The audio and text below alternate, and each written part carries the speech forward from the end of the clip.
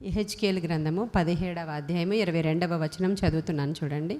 మరియు ప్రభువైన యెహోవా ఈ మాట సెలవిచ్చుచున్నారు.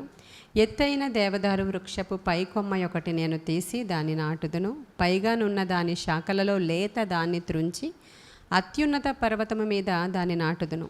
ఇజ్రాయేలు దేశములోని ఎత్తుగల పర్వతము మీద నేను దానిని నాటగా అది శాఖలు విడిచి బహుగా ఫలించు శ్రేష్టమైన దేవదారు చెట్టగును. సకల జాతుల పక్షులను దానిలో గూళ్ళు కట్టుకొనును, దాని కొమ్మల నీడను అవి దాగును. మరియు యెహోవానగు నేనే ఘనమైన చెట్టును నీచమైనదిగాను, నీచమైన చెట్టును ఘనమైనదిగాను చేయువాడననియు, పచ్చని చెట్టు ఎండిపోవునట్లును ఎండిన చెట్టు వికసించినట్లును చేయువాడననియు భూమి అందండు ఉండు సకల చెట్లకు తెలియబడును. యెహోవానగు నేను ఈ మాట సెలవిచ్చితిని, నేనే దాన్ని నెరవేర్చెదను. ఈ మాట 23 వరకు మనం ధ్యానం చేయబోతూ ఉన్నాం. 22, 23 వచనాలు మాత్రమే. దేవుడే ఒక చెట్టు కొమ్మను తీసుకుని ఒక చోట నాటిన సందర్భం ఇక్కడ రాయబడి ఉంది. దేవదారు చెట్టు కొమ్మట దేవుడు ఏం చేస్తున్నాడంట, దాని లేత కొమ్మని త్రుంచి, చాలా ఎత్తైన దేవదారు వృక్షం, చెట్టే చాలా పెద్దది. ఎత్తైన దేవదారు వృక్షము యొక్క లేత కొమ్మ కిందన ఉంటుందా పైన ఉంటుందా కదా, చిగురు అలా వచ్చే కొద్దీ పైకి వెళుతూ ఉంటుంది. పైన ఉన్నటువంటి ఆ దేవదారు లేత కొమ్మని తీసుకొని దాన్ని తీసుకెళ్ళి ఇంకా ఎత్తైనటువంటి పర్వతము మీద దానిని ఈ లేత కొమ్మని దేవుడు నాటాలంట. నాటుతాను అని చెప్తున్నాడు ఆయన అక్కడ లేత కొమ్మని. ఇప్పుడు మామూలుగా మనం కొమ్మలు నాటుతాం కొన్ని మొక్కలకి వేరు ఉంటేనే కానీ నాటబడదు. కొన్ని మొక్కలకి కొమ్మ నాటితే వచ్చేస్తుంది. కొన్ని మొక్కలకి గట్టి కొమ్మని తీసుకెళ్ళి నాటితే, చిగురు నాటితే వస్తుందేంటి, రాదు కదా. గట్టి కొమ్మని నాటితే వృక్షాలకి గట్టి కొమ్మని నాటితే వస్తుంది. కానీ ఇక్కడ చిగురు నాటి లేత కొమ్మని నాటినా వచ్చేసేటువంటి మొక్క ఇదేదో దేవదారు మొక్క కాబట్టి ఆ లేత కొమ్మని తీసుకుంటారంట ఆయన. తీసుకొని ఎత్తైనటువంటి పర్వత శిఖరము మీద దాన్ని నాటుతారంట. అప్పుడు అక్కడ అది ఏమవుతుందంట, మొలుస్తుందంట, మంచిగా వేరు పారుతుందంట, మంచిగా స్ట్రాంగ్గా ఎదుగుతుందంట. ఆ చెట్టు ఎక్కడ నాటుతున్నారు అయ్యా అంటే, ఎత్తైన ఇజ్రాయేలు కంట్రీలోనే అక్కడ రాయబడి ఉందండి. ఇజ్రాయేలు దేశంలోని ఎత్తుగల పర్వతము మీద నేను దానిని నాటగా, అసలు ఇంకా అన్నిటికంటే ఎత్తైన పర్వతం మీద దానిని ఆయన నాటుతాను అని చెప్తున్నారు. ఇది మనం చదివినప్పుడు చాలా ఆశ్చర్యంగా అనిపిస్తుంది కదా మనకి. ఎందుకంటే దేవుడు అంటే మనల్ని యెహోవా నాటిన చెట్లు అంటారు. మనందరికీ తెలిసిన విషయమే. ఘనమైన చెట్టును నీచమైనదిగా చేసేవాడు ఆయనేనంట, నీచమైన చెట్టును ఘనమైనదిగా చేయువాడని నేనేనని 24వ వచనంలో చెప్తున్నారు. ఎండిపోయిన చెట్టును చిగురింప చేయగలవాడు ఆయనే, చిగురించిన చెట్టును ఎండిపో చేయగలవాడు ఆయనే. దేవుని యొక్క ఉద్దేశ్యం ఏంటంటే మనల్ని ఆశీర్వదించాలి, మనల్ని ఫలింప చేయాలి, మనల్ని వృద్ధి పొందింప చేయాలి, మనము విస్తరించాలి. ఇది దేవుని యొక్క ఉద్దేశం. అయితే ఎవరు ఫలిస్తారు, ఎవరు అభివృద్ధి పొందుతారు, ఎవరు విస్తరిస్తారో అంటే ఎవరైతే లేతగా ఉన్నారో వాళ్ళనే తీసుకుంటాడు దేవుడు. అంతేనా? ముదిరిపోయిన వాళ్ళు దేనికి కూడా, ముదిరిపోయిన బెండకాయలు పనికొస్తాయా? ఏమైనా వండుకుంటారా మీరు కూర? మొత్తం ప్రొసీజర్ అంతా వేస్ట్ అయిపోద్ది. ఎందుకని? అవి ముదిరిపోయి ఉన్నాయి ఆల్రెడీ, ఇంకా పనికిరావు, అవి పడేయాలి. అది లేదు ముదిరిపోయినా సరే మేము కూర వండుకొని తినేస్తామంటే కొంతమంది వండుకుంటారేమో, అంటే కొంచెం డబ్బులు పిసినారు తనంతా ఉన్నవాళ్ళు వండుకోవచ్చు. కానీ అది ఏమీ మంచి కూరలాగా ఉండదు, మంచి కూరలాగా అది ఉండదు. అంటే ముదిరిపోయినవి మనుషులే వాడుకోవట్లేదు, దేవుడు వాడుకుంటాడా మరి? అంటే ముదిరిపోవడం మంచిదే కదండి. వయసు వచ్చే కొద్దీ జ్ఞానం వస్తుంది కదండి, మనం ఎదిగే కొద్దీ మంచి నాలెడ్జ్ వస్తుంది కదా. అలా అనుకుంటే ఎదగడం వేరు, ముదిరిపోవడం వేరు. ముదిరిపోయింది ఎప్పుడు కూడా దేవునికి పనికిరాదు. ఎందుకంటే లేతగా ఉండాలి, మెత్తగా ఉండాలి. నీ హృదయం ఎప్పుడూ కూడా మెత్తనిదిగా ఉంటేనే అప్పుడే ఈ విత్తనాలన్నీ నీలోనికి వెళ్ళి ఫలించేది. చంటి బిడ్డల వంటి వారు మీరు అయితేనే కానీ నిత్యరాజ్యంలోనికి మీరు ప్రవేశించరు. ఎలాగనో ఎప్పుడూ కూడా ప్రతిదినము స్టూడెంట్ లాగా మనం నేర్చుకునేలాగా, ఏదైనా సరే ప్రతిదినము దేవుని దగ్గర నుంచి మనము నేర్చుకునే స్థితిలో మనం లేతగా ఉండాలి. మెత్తని నేలలాగా మన హృదయం ఉంటే ఈ పడినటువంటి విత్తనాలు మెత్తని నేలలో విత్తబడినప్పుడు అది మంచి మొక్కలుగా ఫలిస్తాయి అని దేవుని యొక్క వాక్యము సెలవిస్తూ ఉంది. అయితే ఈ యొక్క లేతగా నాటబడినటువంటి యొక్క చెట్టు కొమ్మ ఏమైందంట, చాలా విస్తరించిందంట. అది చాలా కొమ్మలు, శాఖలు, రెమ్మలు అది వ్యాపించిపోయిందంట. వ్యాపించినప్పుడు ఏం జరిగిందంట, అనేక పక్షులు అందులో గూళ్ళు కట్టుకున్నాయి. నిన్నటి దినాన మధ్యాహ్నం మేము ప్రార్థన చేసుకుంటూ ఉంటే దేవుడు ఆ విధంగా ఒక చెట్టును చూపించారు నిన్న దర్శనంలో. అందుకనే నేను ఈరోజు ఈ చెట్టు గురించి మాట్లాడడానికి ఈ వాక్యం తీసుకోవలసి వచ్చింది.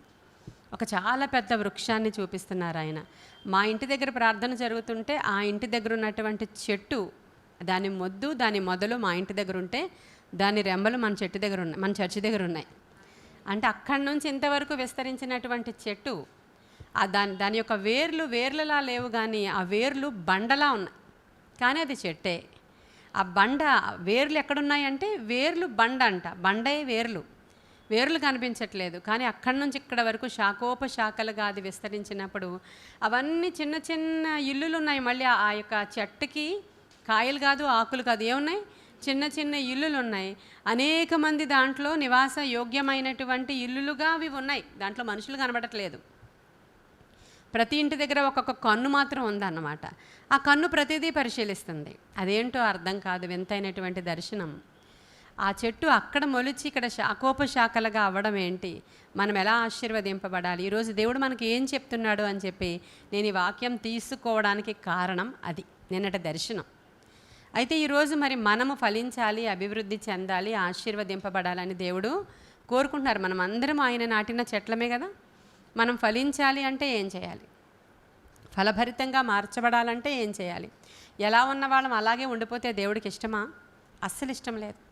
అలాగే ఫలించకుండా గొడ్డు చెట్టులాగా ఉండిపోతే ఆయన ఏం చెప్తాడు, దీన్ని నరికి అవతల విసిరేయండి, ఏం ఉపయోగం లేదు ఈ చెట్టు వల్ల, అసలు ఏం ఫలితం లేదు, ఇంకొక చెట్టు కూడా ఎదగకుండా దీని యొక్క ప్లేస్ వేస్ట్ మనకి, కాబట్టి అది నరికి అవతల పారేయండి అంటాడు యజమానుడు. ఇప్పుడు ఈ యజమానుడు ఏం చేస్తున్నాడంటే మనలో ఉన్నటువంటి లేత కొమ్మను తీసుకుని అక్కడ ఆయన నాటాలని ఆశపడుతున్నాడు.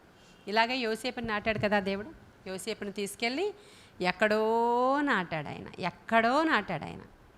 ఈ లేత కొమ్మ లేతగా ఉన్నప్పుడే అతను దర్శనాల ద్వారా, కళల ద్వారా దేవుడు అతను మాట్లాడినప్పుడు ఎక్కడ ఎన్ని శోధనలు వచ్చినా ఆయన ఏం చెలించలేదు, తప్పిపోలేదు, పాడైపోలేదు, దేవుణ్ణి తిట్టలేదు, దూషించలేదు. ఆయన ఎక్కడ నాటబడ్డాడో అక్కడే వెళ్ళి ఉన్నాడు అక్కడ. హల్లెలూయా. ఆ తర్వాత అది ఎక్కడ మళ్ళీ మనకు కనిపించిందయ్యా అంటే ఎత్తైనటువంటి సింహాసనం మీద ఆ లేత కొమ్మ మనకి కనిపిస్తుంది.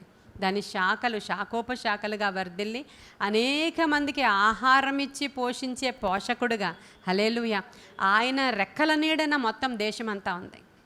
ఐగుప్తు దేశమే కాదు, కానాను దేశం వాళ్ళు కూడా ఆయన రెక్కల చాటుకి వచ్చి అక్కడ సేద తీర్చబడినట్లుగా. అందుకే అతని గురించి 49 ఆదికాండంలో 22వ వచనంలో ఆయన ఫలించడి కొమ్మ, హల్లెలూయా, ఆయన ఫలించడి కొమ్మ, అది గోడ మీద ఎక్కి ప్రాకిడి ఏమంటారు రెమ్మలుగా ఉన్నటువంటి ఒక ఫలించడి కొమ్మ, నీటి యొద్ద నాటబడిన ఊట యొద్ద నాటబడినటువంటి ఫలించే కొమ్మ అని యోసేపు గురించి ఆ తండ్రి ప్రవచనం ఎత్తి ప్రవచించాడు.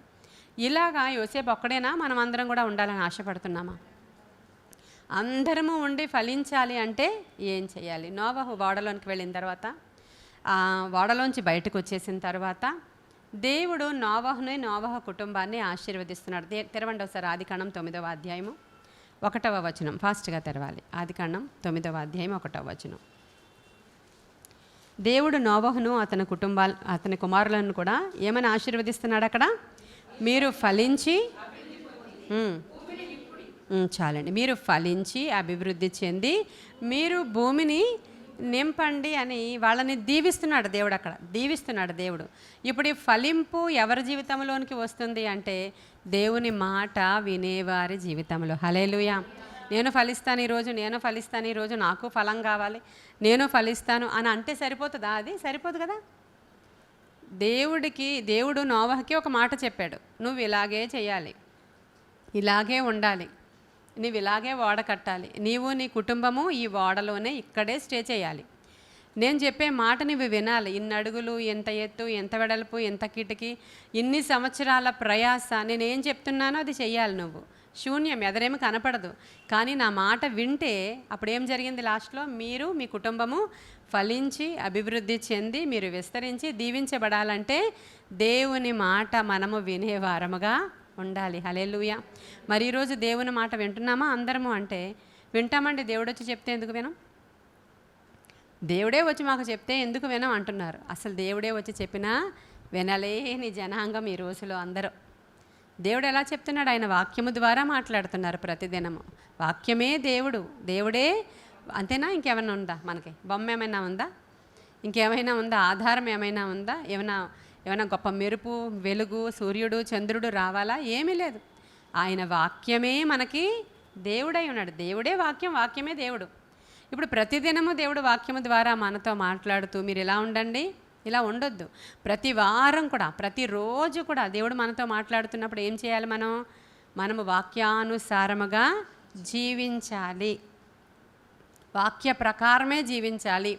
వాక్యం ఏం చెప్తుందో అలా నడుచుకోవాలి. నీ గురించి ఏమంటున్నాడు దేవుడు అంటే, నేను ద్రాక్షవల్లి, తీగలు మీరు నా యందు నిలిచి ఉంటేనే ఎక్కువగా మీరు ఏమవుతారు? ఫలిస్తారు. కాబట్టి మీరు ఏం చేయాలి? ఇక్కడే ఉండాలి. హల్లెలూయా. మీరు నా దగ్గరే గడపాలి అధిక సమయము. మీరు నా సన్నిధిలో మీ సమయం ఎక్కువగా స్పెండ్ చేయాలి. పోయిన వారం మనం ఏ వాక్యం మాట్లాడుకున్నాం?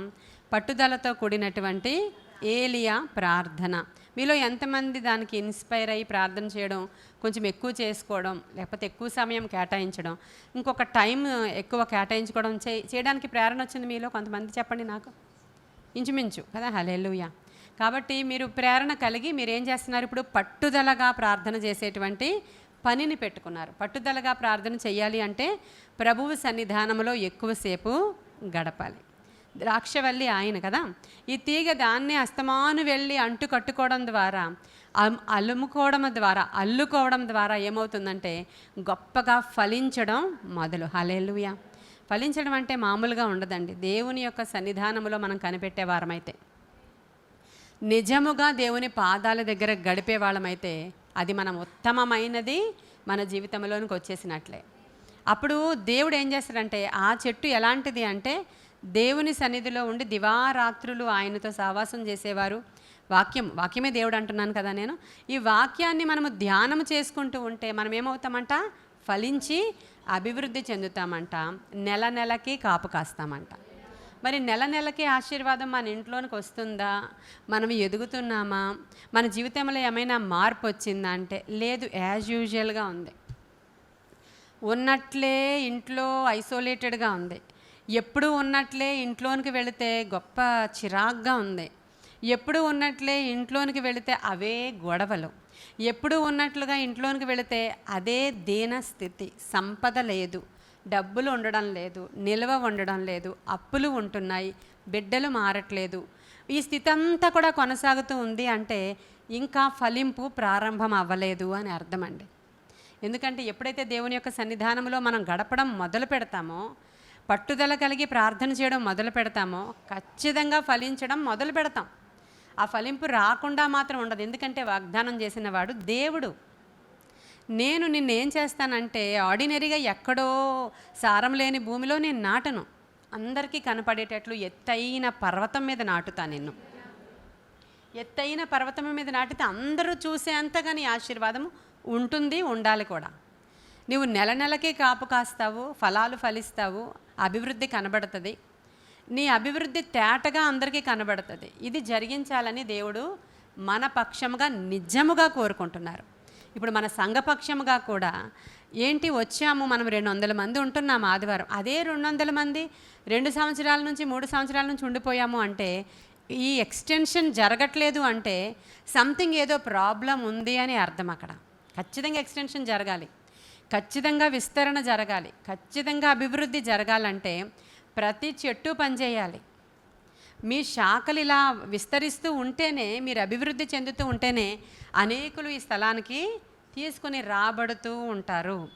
మనం పని చేయట్లేదు అని అర్థం. ఇక్కడ మనం ప్రార్థిస్తున్నాము కానీ పని చేయడం లేదు. కాబట్టి మనము పని చేస్తూ ఉంటే దేవుని పని ఎవరు చేస్తారో ఆయన వారిని విస్తరింపజేస్తారండి. దేవుని పనిలో ఎవరైతే పాలిభాగస్తులుగా ఉంటారో వారిని దేవుడు విస్తరింపచేస్తారండి. దేవునికి ఎవరైతే అంటుకొని ఉంటారో వాళ్ళ ఇల్లు ఫలభరితముగా మార్చబడుతుందండి. అంతే తప్ప అవసరతలు తీర్చబడడానికి మందిరానికి వస్తే వాళ్ళకి అవసరత తీరితే తీరునుగాక, లేకపోతే లేదు. కానీ ఫలభరితమైన జీవితం మాత్రం కనబడదు అక్కడ. ఇది వాక్యం చెప్తున్న సత్యం, నేను చెప్పట్లా. నీవు నీ అవసరత కొరకు మందిరానికి వచ్చావు అనుకుందాం, నీ అవసరత తీరుతుంది. ఎందుకంటే కరుణామయుడు, కనికర పూర్ణుడు. వచ్చినప్పుడు ఎవరిని త్రోసివేయవాడు ఆయన కాడు గనుక, ఎవరినీ కాదనక ఆయన సహాయము చేయువాడు గనుక నీకు ఉపకారం చేస్తాడు. కానీ అక్కడికి స్టాప్ అయిపోతుంది అది. అదే నీవు దేవుని పని చేయాలనే ఆలోచనతో ఇక్కడికి వచ్చినట్లయితే, నేను నా దేవుని కోసం ఏమైనా వాడబడగలనా, నా దేవునికి ఏమైనా నేను నా దేవునిలో ఫలించినట్లయితే నీవు నీ ఇంటివారు అందరూ కూడా ఫలభరితంగా మార్చబడతారు. ఇహమందు పరమందు కూడా దీవెన నీ ఇంట్లో ఖచ్చితంగా కనబడుతూ ఉంటుంది అది. మరి నువ్వు దేవుని పని ఏమీ చేయవు. నువ్వు వస్తావు, నీ గురించే ప్రార్థన చేసుకుంటావు, అది కూడా చాలా గొప్ప. నువ్వు రావడమే నాకు చాలా గొప్ప. నీ అవసరత కోసం కొంచెంసేపు ఏడ్చుకుని ప్రార్థన చేస్తావు, నేను చెప్పిన వాక్యం వింటావు, రాసుకుంటావు. దీంట్లో నీకేదైనా సూట్ అవుతుందేమో తీసుకుంటావు. ఈరోజు నేను చెప్పిన దాంట్లో ఏమైనా నీకు కనెక్ట్ అయ్యి అప్పులు తీరుతాయనే వాక్యం అనుకో, ఈరోజు నీకు నచ్చుతుంది అది. బాధలు పోతాయనే వాక్యం అనుకో, బాధల్లో ఉన్నవారికి అది నచ్చుతుంది. దేవుడు తప్పకుండా ఏదైనా చేస్తాడు అనే వాక్యం అనుకో, ఆ అవసరతలో ఉన్న వాళ్ళకి ఆ వాక్యము నచ్చుతుంది. అలా కాకుండా దేవుని కొరకు నువ్వు ఫలభరితంగా మార్చబడాలంటే దేవునికి పని చేయాలని చెప్పాను అనుకో, ఇది ఎంతమందికి నచ్చుతుంది? నచ్చాలి. ఎందుకంటే మనము దేవుణ్ణి ప్రేమించాము అంటే సూచన కనబడాలి. దేవుని కొరకు పని చేయాలి, దేవుని కొరకు విత్తనాలు మనము నాటే వారముగా ఉండాలి. ఇప్పుడు ఇస్సాకు దగ్గరికి వచ్చేయండి మీరు. ఇస్సాకు అంట అక్కడ కరువు వచ్చింది. అక్కడ ఆ ప్రాంతంలో ఏమైంది? కరువు వచ్చినప్పుడు అందరూ ఐగుప్తుకి వెళ్ళిపోతూ ఉన్నప్పుడు, ఆ కరువు వచ్చిన ప్రాంతాన్ని విడిచి నువ్వు ఐగుప్తుకి వెళ్ళొద్దు అని క్లియర్గా చెప్తారు. ఆ మాటలు చూడండి, 26వ అధ్యాయము 1-2 ఆదికాండమే. ఆదికాండము 26వ అధ్యాయము 1-2 వచనాలు. ఇప్పుడు ఆయన ఏం చెప్తున్నాడు? దేవుని మాట వినడం ఇది, అంతేనా? ఇది దేవుని మాట వినడం. పరిస్థితులేమో దేవుని మాటకి అనుకూలంగా లేవు. అక్కడ ఏమైంది? కరువు వచ్చింది. అందరూ ఈజిప్ట్కి వెళ్ళిపోతున్నారు. అక్కడ సమృద్ధి ఉంది. కరువు వచ్చినప్పుడు అందరూ ఐగుప్తుకి వెళ్ళిపోతూ ఉంటే, అబ్రహాం టైంలో కూడా ఆ కరువులో ఐగుప్తుకి వెళ్ళిన సందర్భం ఉంటుంది.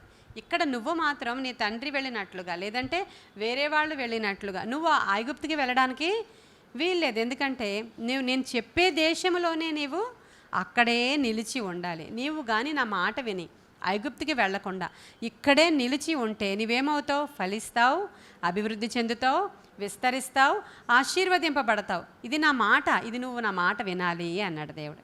ఇప్పుడు మనల్ని ఎక్కడ ఉండమంటున్నాడు దేవుడు? ఐగుప్తుకి వెళ్ళొద్దు అన్నాడు. ఐగుప్తు లోకానికి సాదృశ్యం. ఐగుప్తు దేనికి సాదృశ్యం?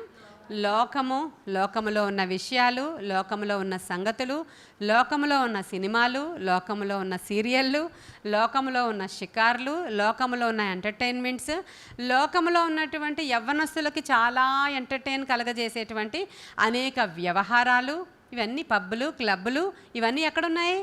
లోకములోనే ఉన్నాయి.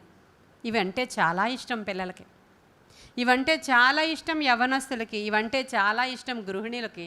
గృహిణి అని ఎందుకన్నాను? ఈ సీరియళ్ళు చూసి ముసలి వాళ్ళు లేరు, చిన్నవాళ్ళు లేరు, పెద్దవాళ్ళు లేరు. ముసలి వాళ్ళు అందరికీ అంత ఇష్టం అంట సీరియల్స్ అంటే. ఎందుకంటే వాళ్ళకి టైంపాస్. అది టైంపాస్కి టీవీ పెట్టుకుంటున్నారు స్టార్టింగ్, తర్వాత ఎడిక్షన్లోనికి వెళ్ళిపోతున్నారు.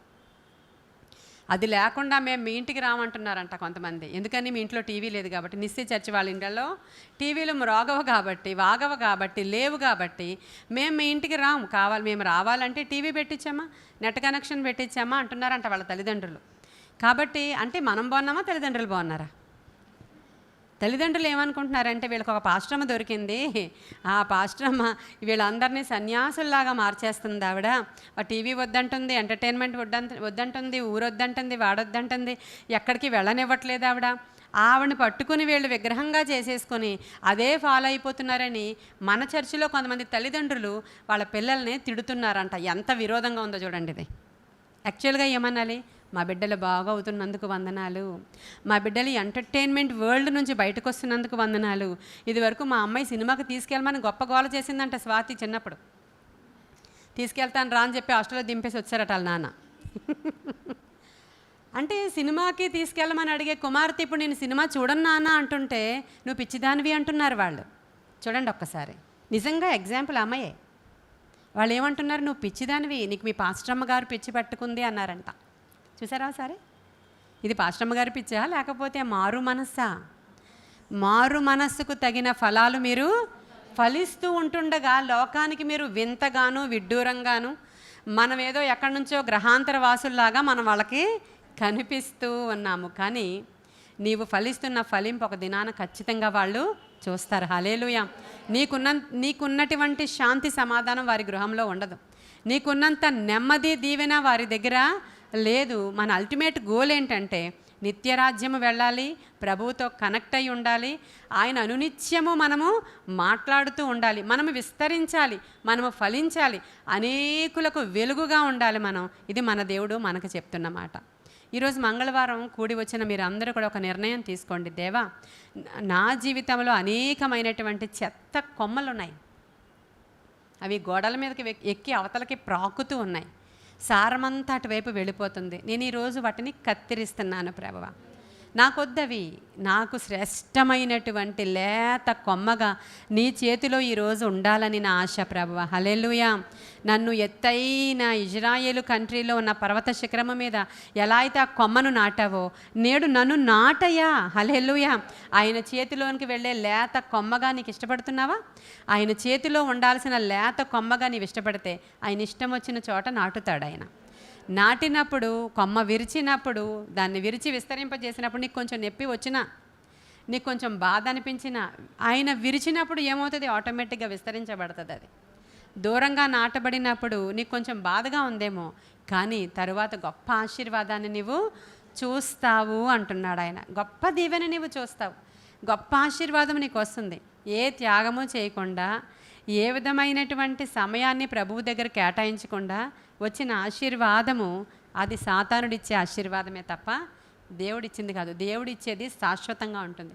యోసేపుకి దేవుడు ఆశీర్వాదం ఇచ్చారు. ఎన్ని సంవత్సరాలు? 5 సంవత్సరాల తర్వాత మళ్ళీ ఎలక్షన్స్ వచ్చాయా అండి? లేదు. రాజు తర్వాత రాజు మారని, ఆయన చనిపోయే వరకు ఆయనే ప్రధానమంత్రి. హల్లెలూయా. రాజు తర్వాత ఫరో తర్వాత ఇంకొకటి రాని, ఎంతమంది వచ్చినా ఈయన చనిపోయే వరకు ఈయనే సెకండ్ కింగ్. అక్కడ అథారిటీ అంతా ఈయందే. నేమ్ సేక్ ఆయన ఉంటాడు, ఇంకొక రాజు నేమ్ సేక్. ఇక ఆయన పేరుకు తప్ప ఇంక దేనికి పనికిరాడు. మొత్తం అథారిటీ అంతా. అంటే నీవు 30 సంవత్సరాల కాలంలో సింహాసనాన్ని అధిష్ఠిస్తే చనిపోయే వరకు నీకు ఆ సింహాసనం పోదు. ఎప్పుడో తెలుసా? దేవుడే ఆశీర్వదిస్తే. సాతానుడో కూడా ఆశీర్వదిస్తాడు. ఈ లోకాధికారి వాడే. నీకు అనిపిస్తుంది, అబ్బా వాళ్ళు చూడు ఎంత ఆశీర్వాదం పొందుకుంటున్నారు, వాళ్ళ పిల్లలు చూడు ఎలా ఫలించేస్తున్నారు, వాళ్ళ పిల్లలు చూడు పెళ్ళిళ్ళు ఎలా టైంకి అయిపోయినాయో, వాళ్ళ పిల్లలు చూడు ఎలా ఉద్యోగాలు వచ్చేసినాయో, వాళ్ళ చూడు వాళ్ళ వ్యాపారం ఎంత ఆశీర్వదింపబడిపోయిందో, వాళ్ళు అని నువ్వు చూస్తున్నావా? అప్పుడు దేవుడు చెప్తున్నాడు, అదంతా గడ్డి అప్పుడే మొలుస్తుంది, అప్పుడే ఎదిగిపోతుంది, దానికి అప్పుడే మొగ్గొచ్చేస్తుంది. వర్షం పడిన మరుసటి రోజే పొద్దున్నే గడ్డి పువ్వు పూసేస్తుంది. అది ఒకరోజే ఉండి వాడిపోతుంది. నీవు అది కాదు కదా, నీవెత్తైన దేవదారు వృక్షము. అది ఎక్కడ నాటబడిందని నిన్న దేవుడు చూపించారు నాకు దర్శనంలో. బండలో ఉంది. అది ఎన్నో తుఫాన్లు వస్తాయంట, ఎన్నో గాలులు వస్తాయంట, ఎన్నో భూకంపాలు వస్తాయంట. ఇది ఏమీ అవ్వదని చెప్తున్నాడు ప్రభువు. ఎందుకంటే దానికి వేర్లు లేవు, వేర్లే బండంట. అది మన సంఘం కొరకు, నా కొరకు దేవుడు చూపించిన ఒక దర్శనం. హల్లెలూయా. ఇందులో పాలిభాగస్తులుగా ఉన్నారా మీరు?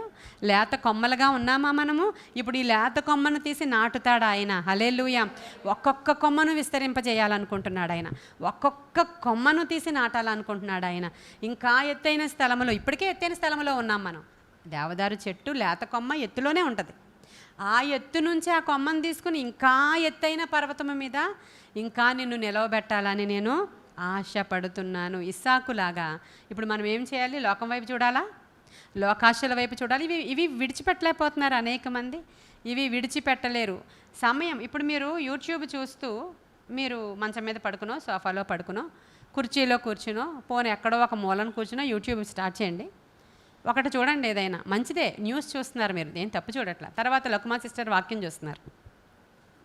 కిందన షార్ట్స్ వచ్చాయి, షార్ట్స్ తిప్పారు. తర్వాత బట్టల గురించి వచ్చాయి, బట్టలు చూస్తారు. ఆ తర్వాత వంటలు వచ్చాయి, వంటలు కూడా నవ్వుతారేంటి కాదా, 5 అయిపోయింది, 6 అయిపోయింది, ఎన్ని గంటలు చూశాను, అప్పుడు అమ్మో ఇన్ని గంటలు నేను చూశాను అని అనుకోము. ఆ ఫోన్ అక్కడ పడేసి టీ పెట్టడానికి వెళతాం. అదే ప్రార్థన కూర్చోండమ్మా, అమ్మో ఎంతసేపు చేశానో 3 అవర్సా, ఇంతవరకు చేసేసాను, చాలాసేపు చేసేసుకున్నాను. ఇంక రాత్రికి షార్ట్ ప్రేయర్ చేసి పడుకుని పోదామే, ఎందుకంటే 3 గంటలు. అదే మరి రాత్రికి మళ్ళీ యూట్యూబ్ చూడకుండా ఉంటావా నువ్వు? లేదే, మళ్ళీ రాత్రికి ఇంకో 3 అవర్స్.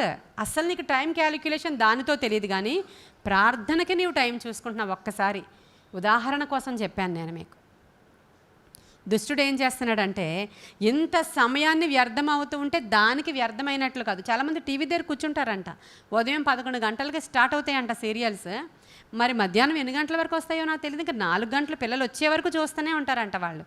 ఎంత సమయము క్రైస్తవ స్త్రీలు వ్యర్థం చేస్తూ ఐగుప్తులోనే ఉండిపోయారండి. ఒకసారి ఆలోచన చేయండి. వాళ్ళు అంటారు మా దేవుడు మాకేమీ చేయలేదు, మా దేవుడు మా బిడ్డను తీసుకెళ్ళి అసలు అప్పుల్లో ముంచేశాడు, మా దేవుడు మా బిడ్డకి పిల్లలు లేకుండా చేశాడు, మా ఇంట్లో మా ఆయన వ్యసనాల పాలైపోయాడు. మరి దుష్టుడు రాకపోతే ఎవరు వస్తారు మీ ఇంట్లోకి? నీవు చేస్తున్న దుష్ట సాంగత్యము చెప్పున దుష్టుడు రాకపోతే ఎవరు వస్తారమ్మా? నీవైతే ఆ కొమ్మను, ఆ లేత కొమ్మ ఆ ద్రాక్షవల్లికి అంటుకొని ఉండి నీవు ప్రార్థన చేస్తూ ఉంటే, ప్రార్థన చేసే ఇల్లులో ఎప్పుడూ కూడా కొదువ అనేది ఉండదు, ఉండదు. అసమాధానము ఉండదు, రోదన ఉండదు, వేదన ఉండదు. ఫస్ట్లో ఉండొచ్చు, నువ్వు అందుకే ప్రభు దగ్గరికి వచ్చావు. నీవు అంటుకట్టబడే కొద్దీ అదొక హెవెన్లీ లైఫ్లోనికి వెళ్ళిపోతావు. నీ ఇల్లే పరలోకంగా మార్చబడుతుందమ్మా, నీ ఇల్లే పరలోకం అయిపోతుంది. ఎక్కడో లేదు పరలోకం, ఎక్కడుంది? మన మధ్యలోనే ఉందంట. హల్లెలూయా. ఈ లేత కొమ్మలుగా ఈరోజు మీరు దేవుని మాట వింటే, ఇప్పుడు ఇస్సాకుకు దేవుడు చెప్పాడు నువ్వెక్కడే ఉండు, సరేనయ్యా. ఇప్పుడు ఇస్సాకు ఉన్నటువంటి ఆ కొన్ని గింజల్ని తీసి ఆ కరువు గల ప్రాంతంలో, కరువు ఉన్న ప్రాంతంలో విత్తనాలను విత్తాడు ఆయన. దేవుని మాట వింటే ఫలించడం మాట్లాడుకుంటున్నాం మనం. విత్తనాలను ఆయన విత్తినప్పుడు ఒక్కొక్క విత్తనము ఏమైందంట? ఒక విత్తనము 100 హల్లెలూయా. మొత్తం అంతా కలిపి 100 కాదు మీకు, ఒక్కొక్క విత్తనము 100 ఫలము. హల్లెలూయా.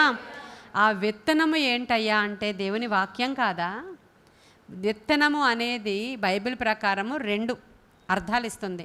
ఒకటి విత్తనము దేవుని యొక్క వాక్యమే. ఎందుకంటే నేను ఇలా మీకు మాట్లాడుతూ ఉంటే మీ హృదయంలో ఏం వేస్తున్నాను? నేను విత్తనాలు చల్లుతూ ఉన్నాను. వాక్యము విత్తనానికి సాదృశ్యం, లేదంటే వాక్యముకు సాదృశ్యం ఇది విత్తనం.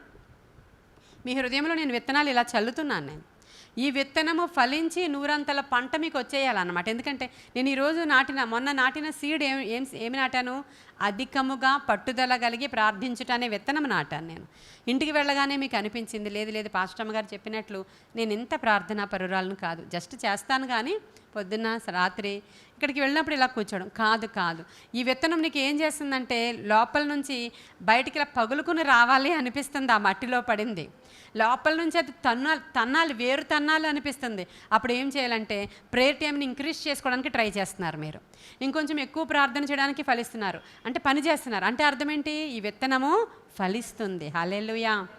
ఆ విత్తనము వేరు తనడానికి ప్రయత్నం చేస్తుంది. నేను వేసిన విత్తనం మీకు ఫలించింది. ఆ రోజు ఆ విత్తనం మీకు ఖచ్చితంగా యూజ్ అయింది. మంచి నేలలో పడేటువంటి మంచి అట్మాస్ఫియర్లో అప్పుడే వర్షం వచ్చి తడిగా ఉండి, అప్పుడే గొప్పిలు తవ్వి, అప్పుడే అక్కడ ఉన్నటువంటి నేలంతా నేను చదును చేసి మీకు వేశాను. కాబట్టి ఏమైంది? ఆ అట్మాస్ఫియర్కి ఈ విత్తనం వెంటనే ఫలించింది. హల్లెలూయా. ఆ శుక్రవారం మెసేజ్ వెంటనే ఫలించేసింది. మీరందరూ మేము ప్రార్థనాపరులుగా మారాలి, పట్టుదల కలిగి చేయాలని మీలో ఆ విత్తనం మొలకెత్తేసిందండి. వెంటనే అది ఫలభరితంగా మార్చబడిపోతుంది. అది మొదటిది వాక్యం. ఇలా వినినదెల్లా మనం హృదయంలోనికి చేర్చుకున్నాం అనుకోండి, అసలు ఇగో ఈ యొక్క ఇస్సాకుకి వచ్చినంత పంట నా జీవితంలో ఖచ్చితంగా కరువే అక్కడ, కొదువే అక్కడ, ఆ అట్మాస్ఫియరే లేదు మీ ఇంట్లో. అసలు నేను చెప్పినట్లుగా ఏం లేదు అక్కడ. ఇంటికి వెళితే మళ్ళీ అదే సాడ్నెస్, ఇంటికి వెళితే అదే అప్పులు గుర్తొస్తాయి, ఇంటికి వెళితే అదే గొడవలు గుర్తొస్తాయి. కానీ ఈ విత్తనం ఎప్పుడైతే ఫలించిందో, పంట రావడం మొదలైందో, నీవు విస్తరించడం మొదలు పెట్టావో, ఇవన్నీ పక్కకి పోతాయండి. ఈ చెత్తంతా ప్రక్కకి వెళ్ళిపోతుంది. ద్రాక్షవల్లిగా మన ప్రభువే అక్కడ నిలవబడిపోతారు ఆయన. నీవు నెలకి కాపు కాసేస్తూ ఉంటావు, విస్తరిస్తూ ఉంటావు. నీవు ఈ విత్తనాన్ని తీసుకెళ్ళి మరింకొకరికి విత్తుతూ ఉంటావు. ఇంకొకరికి చెప్తావు, నీ భర్తకి చెప్తావు. ఈ మంచి సీడ్ నీలో నాటబడితే ఈరోజు నువ్వు రాలేదు కదా, వాక్యం ఇలా చెప్పారు పాస్టర్ అమ్మగారు, ఈరోజు ఇలా ఫలించాలి అని చెప్పారు దేవుడు, పాస్టర్ అమ్మగారు ఇలా చెప్పారు, దేవుడు ఇలా చెప్పారు అని నువ్వు ఎప్పుడైతే నువ్వు షేర్ చేసుకుంటున్నావో ఆటోమేటిక్గా విస్తరణ ప్రారంభం. హల్లెలూయా. నీవు ఫలిస్తున్నావు, నీవు విస్తరిస్తున్నావు. అప్పుడు నీవు నీ కొమ్మలు రెమ్మలు శాఖలై అనేక పక్షులు గూళ్ళు కట్టుకునేంత పెద్ద దేవదారు వృక్షముగా అది తయారవుతుందంట. హల్లెలూయా. ప్రతి ఇల్లు అలా అయిపోతే ఇంకెంత ఆశీర్వాదకరం అండి. అలమేసుకోమా మనం ఈ యొక్క సిటీని, మనం పట్టుకోమా ఈ సిటీని, మనం విస్తరించమా ఈ సిటీలో. దేవుని కార్యం సులభతరం కాదా ఒకసారి చెప్పండి. మనమే మన సమస్యల్లో కూరుకుని ఎప్పుడు ఇంకదే, ఎన్ని సంవత్సరాలైనా అదే, ఎన్ని సంవత్సరాలైనా బుద్ధి చెప్పడమే. ఆ వాక్యం ఎప్పుడూ మాడిపోయి మసైపోవడం, ఇక్కడే బూడిద చేసి వెళ్ళిపోవడమే. ఇంకా రెండవది విత్తనము అంటే దేవునికి విత్తుకోవడం, దేవునికి కానుకలు కానీ సేవకి సమర్పించడం కానీ, సేవకిచ్చేటువంటి కానుకలే, ఇంకేంటి కానుకలే అవి. అపోస్తుల కార్యాల్లో మీరు చూస్తారు, సంఘమంతా అప్పుడప్పుడే ఎస్టాబ్లిష్ అవుతున్నప్పుడు వాళ్ళందరూ ఏం చేశారంట, వాళ్ళు స్థిర చర ఆస్తులు తెచ్చి ఎక్కడ పెట్టారంట, అపోస్తలుల పాదాల దగ్గర పెట్టినప్పుడు సంఘము విస్తరింప ప్రారంభించెను. హల్లెలూయా. విస్తరించాలంటే ఆ సీడ్ ఎలా విస్తరిస్తుంది సంఘం, ఎలా వెళుతున్నారు సువార్త చేయడానికి సువార్థికులు, ఎలాగ అవుట్ సైడ్ మీటింగ్స్ పెడుతున్నారు, ఎలా టీవీలో మాట్లాడగలుగుతున్నారు, ఎలా వారి సంఘాన్ని కట్టుకోగలుగుతున్నారు, ఎలాగ సంఘాన్ని మెయింటైన్ చేయగలుగుతున్నారు, ఎలా సేవకుడు విస్తరించగలుగుతున్నాడంటే ఈ విత్తనాల వల్ల. వాళ్ళు స్థిర చరాస్తులు తెచ్చి ఏం చేశారు, అపోస్తుల పాదాల దగ్గర పెట్టి వారికి కలిగినది తమది అని ఎవరూ అనుకోలేదంట. ఈ మాట ఆశ్చర్యం కాదా. ఇప్పుడు మీకు 10 ఎకరాల స్థలం ఉంటే అది మీది అనుకోవట్లేదంట. మీరు ఎవరిది అనుకుంటున్నారు, దేవుడిది. నీకు ఒక ఇల్లు ఇస్తే, అపార్ట్మెంట్ ఇస్తే అది నీది అనుకోవట్లేదంట నువ్వు, ఇది దేవుడిది, దేవుడు నాకు ఇచ్చాడు అందుకని అందులో ఉంటున్నాను అనుకుంటుందంట ఈ అమ్మాయి. పొలమేమో నువ్వు అలా అనుకుంటున్నావంట, ఆస్తి ఏమో ఈ అమ్మాయి అనుకుంటుందంట, ఆవిడకిచ్చిన వాహనాన్నేమో ఇది నాది కాదు దేవుడిది, కాబట్టి పాస్టర్ అమ్మగారు వెహికల్ ఏమైనా అవసరం అవుతుందేమో మీటింగ్కి వెళ్ళినప్పుడు, ఇదిగో ఇది దేవునిది వాడండి అంటుందంట ఆవిడ. ఎలా ఉంటుందండి ఆ యొక్క వినడానికి ఎలా ఉంది, ఎంత బాగుంది కదా. వారు అలాగనుకున్నారంట. కనుక సంఘము ఎలా విస్తరించిందంటే ఎవడు ఊహించలేనంత. హల్లెలూయా. విస్తరణ అలా జరిగింది. దానికి కారణం విత్తనాలు. వాళ్ళందరూ ఏం చేశారు, యేసుక్రీస్తు ప్రభువారిని కొంతమంది స్త్రీలు వెంబడిస్తున్నారంట. ఆ వెంబడించేటువంటి స్త్రీలు దయ్యాలు విడిపించబడినటువంటి స్త్రీలు, అక్కడ రాజ ఉద్యోగి అయినటువంటి కూజా భార్య అయిన యోహన్నయు, మగ్దలేనే మరియయు, వీళ్ళందరూ కూడా వాళ్ళ యొక్క ఆస్తితో ప్రభువుని ఘనపరిచి వారి సమయాన్ని వారి ధనాన్ని వారివి అనుకోలేదంట. వాళ్ళు ఎవరు అనుకున్నారు, ఇవి దేవునివి. హల్లెలూయా. కాబట్టి వాళ్ళ అధికమైనటువంటి గ్రామాలలోనూ పట్టణాలలోనూ ప్రభువు సువార్త చేయడానికి ఈ స్త్రీల వల్ల సులభతరం అయిపోయిందంట. ఆ విత్తనాలు మరి విత్తేవారముగా ఉన్నామా మనము? మనవి కాదు, ఇది దేవునిదే అనుకునే వాళ్ళంలాగా మనం ఉన్నామా? ఇవి విత్తనాలండి. ఈ విత్తనాలు మనము నాటితే, ఇప్పుడు ఇస్సాకు ఎలా అయితే ఈ విత్తనాలు ఇస్సాకు మనకి సాదృశ్యం. ఇస్సాకే మనకి సాదృశ్యం. ఆయన ఒక విత్తనం విత్తినప్పుడు 100 పంటనైనా కోసినట్లే నీవు ఒక విత్తనం విత్తి చూడు, ఎలాంటి 100 పంట నీవు కోస్తావో. ఇచ్చుటలో, దేవునికి అర్పించుటలో, దేవుని కొరకు మనము వాడబడుటలో, మనం మన సొత్తు కాదు, విలువ పెట్టి కొనబడిన వారం కదా, మనమే ఆయన సొత్తు. మన బిల్డింగ్ మన కారు మనదెలా అవుతుంది? అంతేనా? మనకి ఏం చెంది ఉన్నాయో అవన్నీ ప్రభువివే అనేంత బ్రాడ్ మైండ్ ఉందండి మనకి. అది మనకి రావాలంటే టైం పడుతుంది. అది మనకి రావాలంటే టైం కేటాయించి ప్రభువు సన్నిధిలో గడుపుతూ ఉంటే ఈ మారు మనస్సు మనలోనికి వస్తే అప్పుడు తగిన ఫలాలు బయటకు వస్తాయి. ఆ ఫలాలు ఎలా ఉంటాయి? ప్రేమ, సంతోషము, సమాధానము, దీర్ఘశాంతము, దయాళుత్వము, ఆశానిగ్రహము, మంచితనము, సాత్వికము, ఇవన్నీ ఈ ఫలాలు ఫలిస్తూ ఉంటే ఆటోమేటిక్గా ఈ ఫ్రూట్స్ అన్నీ నాకు కనిపిస్తూ ఉంటాయి మీలోంచి. ఈ ఫ్రూట్స్ అన్నీ కనిపిస్తూ ఉంటే సంఘము ఫలభరితముగా కనబడుతూ ఉంటుంది. అప్పుడు ఈ సంఘము దగ్గరికి ఈ ఫ్రూట్స్ కోసం అనేక మంది వస్తారు. అప్పుడు ఈ సంఘం ఆటోమేటిక్గా ఎలా అవుతుంది? విస్తరిస్తూ ఉంటుంది.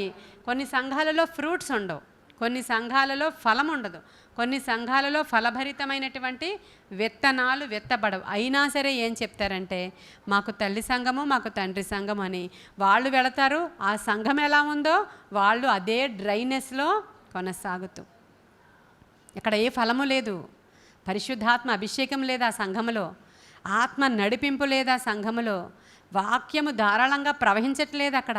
అసలు అక్కడికి వెళితే ఒక నిర్జీవత్వము, ఒక పాట లేదు, ఒక మాట లేదు, ఏదో సనాతనంగా నడిపించినట్లే వెళ్ళిపోతున్నారు. అలవాటు చెప్పున నువ్వు వెళ్ళిపోతున్నావు. అప్పుడు నువ్వెలా ఉంటావు? అదే డ్రైనెస్లో నాటబడి ఆ విత్తనం కుళ్ళిపోవడం, లేదంటే అది పనికి రాకుండా పోవడం తప్ప అది ఫలభరితమైన విత్తనం ఏమాత్రం అక్కడ మొక్క ఎదగదు. ఇలా అనేక మంది ఉన్నారు. వారి కోసం మనం ప్రార్థన చేయాలి. నీవు మంచి నేలను నాటబడ్డావా? మంచిగా ఫలించి అనేకుల కొరకు నీవు వాడబడాలి. నీవు ఇలా 2 విధాల విత్తనాలు నాటుకుంటూ వెళుతున్నావా? నీ ఇంట్లో ఖచ్చితంగా లేమి రానే రాదు. ఆయన ఖచ్చితంగా ఫలిస్తారు, మీరు అభివృద్ధి చెందుతారు, మీరు విస్తరిస్తారు. ఈ వాగ్దానం చేసింది ఎవరికి అంటే మాట వినేవారికి. ఈరోజు మాట వినేవారు ఎవరైతే ఉన్నారో వారికి ఈ వాగ్దానము వర్తిస్తుంది. నోవహు కుటుంబానికి దేవుడు ఇచ్చాడు. ఇస్సాకుకు చెప్పాడు, నువ్వు ఐగుప్తుకి వెళ్ళకు, ఇక్కడే నిలిచి సంఘములో ఉండి గట్టిగా అంటుకట్టుకుని పట్టుకో దేవుణ్ణి. మంచి సహవాసాన్ని గట్టిగా పట్టుకో. సహవాస ప్రార్థనలకి రా, నువ్వు పట్టుదల కలిగి ప్రార్థన చేయి, అందులోనే నిలిచి ఉండు, దివారాత్రులు ధ్యానం చేసుకో. ఏం చేశాడు ఈ యొక్క ఇస్సాకు? ధ్యానం చేసుకున్నాడు. ధ్యానం చేయడానికైనా పొలంలోనికి వెళ్ళాడు. ఆయన ధ్యానం చేసుకున్నాడు అంట. విత్తనాలు నాటాడు, ధ్యానం చేశాడు. నువ్వు విత్తనాలు నాటు, వాక్యాన్ని ధ్యానం చేయి, 100 అంతల పంట నీ చేతికి వస్తుంది. నీవే ఆ యొక్క దేవదారు వృక్షముగా ఎత్తైన పర్వత శిఖరము మీద నాటబడతావు. మన సంఘం అలా అభివృద్ధి చెందాలి. వ్యక్తిగతంగా మీరందరూ నేను అభివృద్ధి చెందాలని నేను ఆశపడుతున్నా. ఈరోజు ఈ హీలింగ్ జరగాలి మనందరి ఇళ్లల్లో. ఈ హీలింగ్ కావాలి. ఇప్పటి వరకు ఈ విత్తనం చచ్చు పుచ్చు అయిపోయి ఉందే, ఈ విత్తనంలో ఈ హీలింగ్ రావాలి. కొన్ని విత్తనాలకి ఇంజెక్షన్స్ చేస్తారంట, కొన్ని విత్తనాలని నాటేటప్పుడు. అంటే ఎందుకని? దానిలో ఉన్న చచ్చుతనము పోయి, పుచ్చుతనము పోయి, దాంట్లోనికి ఇంకా జీవాన్ని పంపిస్తారనమాట, ఇంజెక్ట్ చేస్తారు. ఏంటో అవి రకరకాలు కలుపుతూ ఉంటారు, వాటిని రకరకాల దాంతో మిక్స్ చేస్తూ ఉంటారు. దాన్ని అంటుకడతారు. అవునా? అనే మామిడి చెట్లకి తోటల్లో అంటుకడుతూ ఉంటారు. ఆ కొమ్మ తీసుకొచ్చి దీనికి, ఈ కొమ్మ తీసుకొచ్చి దీనికి. ఈ కొమ్మ ఏమో రసాలు కాస్తుంది, ఈ కొమ్మ బంగినపల్లి కాస్తుంది, ఈ కొమ్మ ఇంకోటి కాస్తుంది. చూడండి, ఇది చూసినప్పుడు ఆశ్చర్యం అనిపిస్తుంది. మనము ఈ యొక్క కొమ్మతో అంటుకట్టబడితే మనం మన ప్రభువు వలె గొప్పగా హల్లెలూయా వాడబడతాం, ఆశీర్వదింపబడతాం, అంటుకట్టబడతాం, ఫలిస్తాం. యోసేపులాగా ఉన్నత శిఖరము మీద మనము నిలవబెట్టబడతాం. ఇటు కృప దేవుడు మనకి ఇవ్వాలని అత్యున్నత పర్వత శిఖరముపై మనము దేవుని యొక్క లేత కొమ్మగా నాటబడాలని ఆశపడదాం. ప్రార్థన చేసుకుందాం. మహాపరిశుద్ధుడైన తండ్రి, మహోన్నతుడైన దేవా, నీకు వందనాలు. సర్వాంతర్యామి, నీకు వందనాలు ప్రభువా. మేము లేత కొమ్మల వలె ఉండి నీ చేతులతోనే నాటబడాలని మేము కోరుకుంటున్నామయ్యా. దేవా, మీ చేతులతో మేము నాటబడాలి. మీ చేతులలోనే నాయన మేము విరవబడాలి. మీ చేతులలోనే మేము అభివృద్ధి చెందాలి. నీవు ఎక్కడ నిలిచి ఉండమంటే అక్కడ నిలిచి ఉండాలి. ఎక్కడికి వెళ్ళి నాటబడమంటే అక్కడికి వెళ్ళి నాటబడాలి. ఒకే చోట నిలిచి ఉంటే కొన్ని సందర్భాలలో అవ్వదు. నీవు పోయి ఇక్కడ నాటబడు అంటే అక్కడికి పోయి మేము నాటబడాలి. దేవా, నీ మాట జీవము గలది ప్రభువ, నీ మాట సత్యము గలది, నీ మాట ప్రభావము గలది. కాబట్టి నీ మాటలో ఉన్న జీవము ఈరోజు మా హృదయాలలోనికి ఫలించునుగాక. మాలో ఉన్న గొడ్డుతనము బయటికి పారిపోవునుగాక. మాలో ఉన్న పుచ్చుతనము బయటికి పారిపోవునుగాక. మాలో ఉన్న సారము లేని ఆ యొక్క స్థితి అయా యేసునామంలో బయటికి పారిపోవునుగాక. దేవా, స్పిరిచువల్ హీలింగ్ ఈరోజు మాకు కావాలి. దేవా, ఫిజికల్ హీలింగ్ కూడా మాకు కావాలి. దేవా, ఫైనాన్షియల్ హీలింగ్ మాకు కావాలి. దేవా, ఈ హీలింగ్స్ అన్నీ కూడా ఈరోజు ఈ మంగళవారం దినాన స్వస్థత కొరకు మరొకసారి ఎక్స్పెక్ట్ చేస్తున్నాము. దేవా, నీ ఆత్మశక్తితో మమ్మల్ని నింపు ప్రభా. నీ ప్రభావం గల ఈ జీవము కలిగిన మాటలు మా హృదయంలో ఫలింప చేయండి అయ్యా. నీ ఆత్మ కార్యాలు మా జీవితంలో జరిగించండి అయ్యా. నీ కృపగల హస్తానికి ఈ యొక్క వర్తమానం అప్పగించుకుంటూ వినిన మా అందరి హృదయాలలో ఇది ఫలము వచ్చులాగున ఈ వాక్యాలు ఫలింపచేయమని నీ కృపగల హస్తానికి మమ్మల్ని మేము అప్పగించుకుంటూ ఇంకా జరగబోయే హీలింగ్ ప్రేయర్లో మీరు ఉండమని యేసయ్య శ్రేష్ఠ నామంలో అడుగుచున్నాము తండ్రి. స్వస్థతల కొరకు ప్రార్థన చేస్తున్నానండి. దేవ సహాయం చేయండి ప్రభా. ఎవరెవరి బిడ్డలైతే మాకు యూట్యూబ్లో మెసేజ్ క్రింద రిక్వెస్టులు పెట్టారో వారి కొరకు నేను ప్రార్థన చేస్తున్నాను తండ్రి. డానియల్ రియాన్ శామ్యూల్ అనేటువంటి కుమారుడు 8 సంవత్సరాలు నాయన కంప్లీట్గా డయాబెటీస్తో బాధపడుతూ ఉన్నాడు నాయన. డానియల్ని ఇప్పుడే ముట్టండి. 8 సంవత్సరాల బిడ్డకి నాయన 6 సంవత్సరాల నుంచి అటాక్ అయ్యి ఉందట నాయన. ఈ ప్రార్థన ద్వారా శామ్యూల్కి నాయన డానియల్ శామ్యూల్కి నార్మల్ అయిపోవాలి ప్రభా. యేసు నామంలో నార్మల్ రిపోర్ట్స్ రావాలి. తన జీవిత కాలంలో ఆ డయాబెటీస్ అనే రోగము ఆ కుమారుడిని విడిచి బయటికి పారిపోవునుగాక.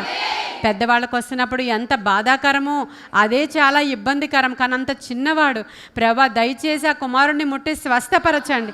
మీ గాయముల గుండా వచ్చిన రక్తం ఆ బిడ్డ మీద ప్రోక్షించబడనుగాక.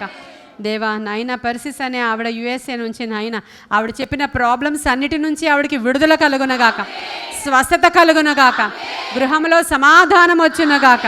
దేవా జోనాథన్ అనేటువంటి ఆయనకి హ్యాండ్ షివరింగ్ నుంచి నీవిచ్చిన స్వస్థతను స్థిరపరచండి. గత వారం మేము చేసిన ప్రార్థనలో కొన్ని స్వస్థతలు మీరు ఇచ్చారు ప్రభువా. వారు హీల్డ్ అని పెట్టారు ప్రభువా.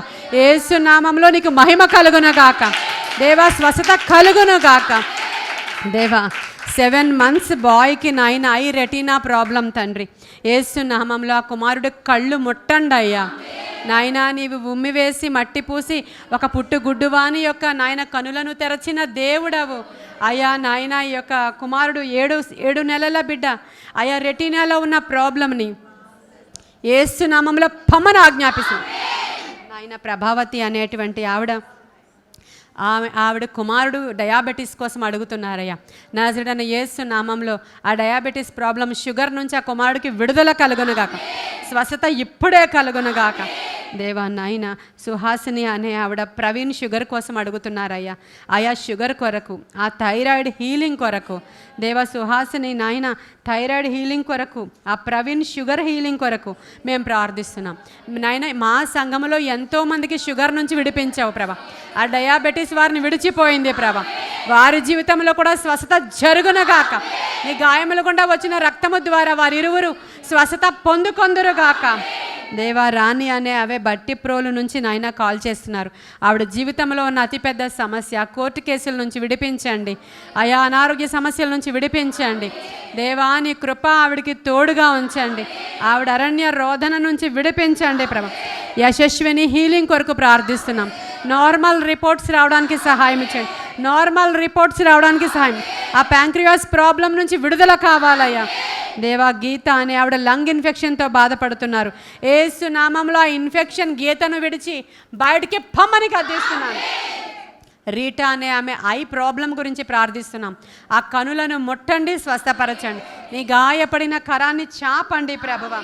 నాయన నిద్ర పట్టలేని సమస్య ఇద్దరు కలిగి ఉన్నారయ్యా. శివకుమార్ అనే కుమారుడు అయ్యా విజయ లలిత వాళ్ళ సన్ మెడిసిన్ 2nd year చదువుతున్నాడంట. వీళ్ళిద్దరికీ రాత్రిపూట నిద్ర రాదంట ప్రభువా. అది భయంకరమైనది ప్రభువా. నజరేయుడైన యేసు నామములో ఇద్దరు వేరు వేరు కుటుంబాలకి చెందిన వారే, కానీ సమస్య ఒకటే అని మేము ప్రార్థిస్తున్నాము. వారిని ఏదైతే వారికి నిద్ర పట్టకుండా వారి శరీరంలో నాయన అది ఇబ్బందికరంగా ఉందో, దుష్టుడు ఏ విధమైనటువంటి అయా పన్నాగము పన్నుతున్నాడో యేసు నామంలో శివకుమార్ విడిపించబడనుగాక. దేవా నాయన విజయలలిత సన్ విడిపించబడదుడుగాక. నాయన మెడిసిన్ చదువుతున్న కుమారుడు హీల్ అవ్వాలయ్యా. మీ గాయముల గుండా వచ్చిన రక్తము ప్రోక్షించి పగలు నాయన పని చేయడానికి, రాత్రి విశ్రాంతి తీసుకుని నిద్రపోవడానికి నీవు కేటాయించావు ప్రభువా. కానీ దీనికి నాయన ఆపోజిట్గా అబ్నార్మల్గా ఏదైతే జరుగుతుందో ఆ ప్రక్రియను నేను యేసు నామములో గద్దిస్తున్నాను. అలాగే అమృత నాయన రాత్రిపూట నిద్రపోయి పగలు మేల్కొని ఉండడానికి యేసు నామంలో ఆ కుమార్తెకు కృపనివ్వండి. వీరికి రాత్రిపూట నిద్ర పట్టడానికి కృపనివ్వండి. ఎన్నో సమస్యలు నాయన అర్థం చేసుకునే దేవుడవు నీవు. యేసు నామంలో స్వస్థతలు శీఘ్రముగా, స్వస్థతలు శీఘ్రముగా ఇప్పుడే విడుదల కలుగునగాక. దుష్టుడు నాయన బిడ్డలను బంధించి ఉంచుతున్నాడు. యేసు నామంలో ఇప్పుడే వాడి యొక్క క్రియలు లయమవునుగాక, లయమవునుగాక, లయమవునుగాక. దేవా నాయన గ్యాస్ట్రిక్ ప్రాబ్లంతో, నీ ప్రాబ్లంతో బాధపడుతున్నాను అని రాసి ఉన్నారు, వాళ్ళ పేరు లేదు ప్రభా. యేసు నామంలో 2 ప్రాబ్లమ్స్ ఆ బిడ్డలను విడిచి బయటికి పారిపోవునుగాక. దేవా సంధ్యారాణి గోదావరి కని నుంచి అయా నాయన మస్క్యులర్ డెస్ట్రోపీ అనేటువంటి బెడ్ రిడెన్ అయి ఉన్నారంట ప్రభువా. మస్క్యులర్ ప్రాబ్లంతో బాధపడుతూ ఉన్నారు. అయా సంధ్యారాణిని మీరు ముట్టండి ప్రభువా. యేసు నామంలో స్వస్థత దయచేయండి అయ్యా. ఆ లెగ్ ప్రాబ్లం టోటల్గా యేసు నామంలో హీల్ అవును గాక. యేసు నామంలో బెడ్ రిడెన్గా ఉన్న ఆమెను ముట్టండి ప్రభా. స్వస్థత శీఘ్రముగా కలుగును గాక. దేవానికి వందనాలు. ఎక్స్ట్రా టిష్యూ ఫామ్ అయినటువంటి సమస్యతో కొందరు బాధపడుతున్నారయ్యా. ప్రభావతి అనే ఆమెను జ్ఞాపకం చేసుకోండి ప్రభువా. అయా కిలాయిడ్స్ అనేటువంటి ప్రాబ్లం అంట, పేర్లు కూడా మాకు ఉచ్చరించడానికి రానటువంటి ప్రాబ్లమ్స్. ప్రభావతి అనే ఆమె ఎక్స్ట్రా టిష్యూ ఫామ్ అయినటువంటి ఆ ప్రాబ్లం యేసు నామంలో ఇప్పుడే స్వస్థత పొందుకొనుగాక. మీ గాయముల గుండా వచ్చిన రక్త ప్రోక్షణ ద్వారా, మీరు పొందిన దెబ్బల చేత, గాయముల చేత ఆ యొక్క నాయన మంచం పట్టినటువంటి ఆమె ఇప్పుడే లేపబడనుగాక. ఆ లెగ్ ప్రాబ్లం సాల్వ్ అవునుగాక. స్వస్థత శీఘ్రముగా కలుగునుగాక. నాయన రూప అప్పుల నుంచి విడుదల ప్రభువా. దేవా కొందరు వారి వ్యాపారాలు ఆశీర్వదించబడ్డానికి అడుగుచూ ఉన్నారు యూట్యూబ్లో. వారి ఆశీర్వాదము పొందుకొందురుగాక. వ్యాపారాలు ఆశీర్వదింపబడనుగాక. అప్పుల నుంచి విడిపించబడదురుగాక. అయా జెన్నీ చెన్నై నుంచి కాల్ చేస్తున్నారు ప్రభువా. అయా హెల్త్ ప్రాబ్లం కోసం, సాల్వేషన్ కోసం యేసు నామంలో కార్యములు జరుగునుగాక. కార్యములు జరుగునుగాక. కార్యములు జరుగునుగాక. హరీష్ అనేటువంటి కుమారుడు యూరిక్ యాసిడ్ ప్రాబ్లంతో బాధపడుతున్నాడు. అతనికి రక్షణ కావాలి. ఆ ప్రాబ్లం నుంచి విడుదల కావాలి. మీ గాయముల గుండా వచ్చిన రక్తము యేసు నామంలో నాయనా హరీష్ మీద ప్రోక్షించబడనుగాక. ఒమేగా జాన్లీ అనే కుమారుడు, మేము ప్రార్థిస్తున్నాం మా కుమారుడు క్యాన్సర్ స్వస్థత కొరకు. నిరీక్షణ అనే కుమార్తె క్యాన్సర్ స్వస్థత కొరకు. ఇంకా క్యాన్సర్ పేషెంట్స్ ఎందరైతే మాకు కనెక్ట్ అయ్యి అయా అడుగుచున్నారో ఆరోగ్యము కొరకు వారందరినీ ముట్టండి ప్రభువా. స్వస్థత శీఘ్రముగా కలుగునుగాక. మా సంఘములో స్వస్థతలు పొందుకున్న వారి వలె వారు స్వస్థతలు పొందుకొందురుగాక. స్వస్థత కలుగునుగాక. స్వస్థత కలుగునుగాక. ఎవరు ఎంత దూరంగా ఉన్నా కూడా నాయనా నీ పవర్ బయలుదేరి వెళ్ళాలి. ఇక్కడ ఏమీ లేదయ్యా, మాలో ఏమీ లేదయ్యా, నీలోనే సమస్తము ఉంది. యేసు పొందిన దెబ్బల చేత, గాయముల చేత వారికి స్వస్థత కలుగునుగాక. క్యాన్సర్ పేషెంట్స్ ఎంతమంది వాక్యము అయ్యా వింటున్నారో, ఈ యొక్క ప్రార్థనలో ఏకీభవిస్తున్నారో వారందరినీ కూడా జ్ఞాపకం చేసుకుంటున్నాను. ఇక్కడ పేర్లు పెట్టబడని వారు ఇదిగో ఇప్పుడు కనెక్ట్ అయిన వాళ్ళు యేసు నామంలో స్వస్థతలు పొందుకొందురుగాక. పొందుకొందురుగాక. ఇమ్మీడియట్ హీలింగ్ కలుగునుగాక. యేసు నామంలో ప్రభువానికి వందనాలు, స్తోత్రాలు ప్రభువా. అయ్యా నాయన వందన్ విశ్రుత్ అనేటువంటి కుమారుడు ప్రభు ఆటిజం ప్రాబ్లంతో బాధపడుతున్నాడంట. అయినా 5 years old. నాయన ఆ తల్లి రాస్తుందయ్యా. నేనే కాదు అనేక మంది తల్లులకు ఇలా ఆటిజం ప్రాబ్లంతో ఉన్న బిడ్డలు ఉన్నారు. మా బాధ వర్ణనాతీరం. మా కొరకు దయచేసి అటువంటి తల్లులందరి కొరకు ప్రార్థించమని ఈ తల్లి వేడుకుందయ్యా. అయ్యా మాకు ఆరోగ్యవంతమైన బిడ్డల్ని ఇచ్చినందుకు కోటాను కోట్ల వందనాలు అయ్యా. అటువంటి బిడ్డలు నాయన మరి ఎందుకు వారికి అలౌ చేశావో, దానిలోని ప్రణాళిక ఏముందో, ఎస్పెషల్లీ ఆ బిడ్డలు ఆరోగ్యం పొందుకొందురుగాక. అటువంటి సాక్ష్యాలు అనేకము నేను వినాలి. బిడ్డలలో నుంచి ఆ ప్రాబ్లం బయటికి పారిపోవాలి. ఎస్పెషల్లీ ఏ తల్లి అయితే అనేక బిడ్డల కొరకు అడిగిందో ఆ తల్లి కుమారుడు బాగవునుగాక. యేసు నామములో స్వస్థత పొందుకొందురుగాక. ఆటిజం ప్రాబ్లం బిడ్డలను విడిచిపోవునుగాక. యేసు నామములో దేవా. అయ్యా ఎంత పెద్దయినా బిడ్డలకి జ్ఞానము లేకపోతే తల్లి ఎంతవరకు సాకగలదయ్యా.